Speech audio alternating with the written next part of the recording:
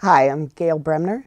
GIT stands for Girls in Tech. It's a movement where we try to interest female children in the fields of technology, science, technology, education, and math to sort of increase their numbers in the professions overall. Personally, I always joke that if I'd been born 5 years later, I would have been a hard techie. Instead, I came into technology sort of in a roundabout way. I was always very lucky because my father was very much into technology, and I shared that passion with him. I still remember the day we got our first computer, a Commodore 64. I remember our Apple IIe. I remember our Windows, our first Windows machine. I think it was Windows 3.1. I remember getting my first Pentium, all the way through to my college graduation, where I was given, at the time they were brand new, a brand new Mac PowerBook and an iPod. And I think that just growing up with it, I just assumed it was part of life, but I never really was exposed in school to the idea that it could be a career. I went to a comprehensive high school that offered all your standard electives, but we didn't yet have coding in school or computer-aided design. That was sort of off in the hinterland for us. At best, it was incorporated into some sort of the vocational classes that people who were on the supposed college track weren't offered.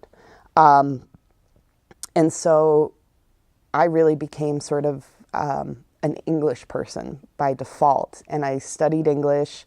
I loved the internet when it came around. I got my first internet address, email address in '96 and never looked back. But my first instance in actually doing it as something that could make money or be a career was in writing for websites, sort of coming at it in that sort of sideways creative aspect, where I worked with a lot of people who were into the coding and doing the actual programming of websites and programs. And I picked up some of it along the way.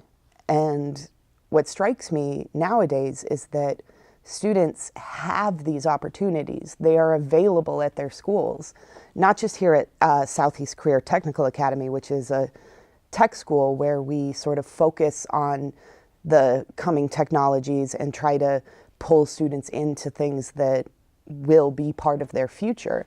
But even in your regular comprehensive high schools, you have teachers engaging in things like Hour of Code or offering a class, taking art with Photoshop. And now that it's so integrated, I don't want girls to be reaching high school and thinking that's more of a boy thing. Because I would have jumped at the chance if it had been available in my high school. I always joke that I don't actually teach, that I just facilitate, that I throw the materials at them and step back, and that my job is basically to make sure that they don't blow anything up or hurt themselves. But it is a little bit more than that. One of the things that I really spent a lot of my studies on when I was becoming a teacher was about intrinsic motivation and how you convince students that what they're doing has value in and of itself.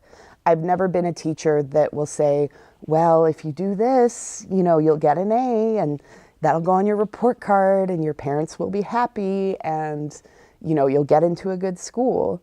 I really think that education nowadays especially has to move away from that, because students are on to the game. It's not about racking up achievements. It's about learning useful skills that will help them not just succeed professionally, but be a better sort of person, more well-rounded, more understanding of their environment, able to take control of that environment. So I think in that, it's really, for me, I just try to facilitate that understanding. And again, I think if you give the kids the tools, they will go to town with them.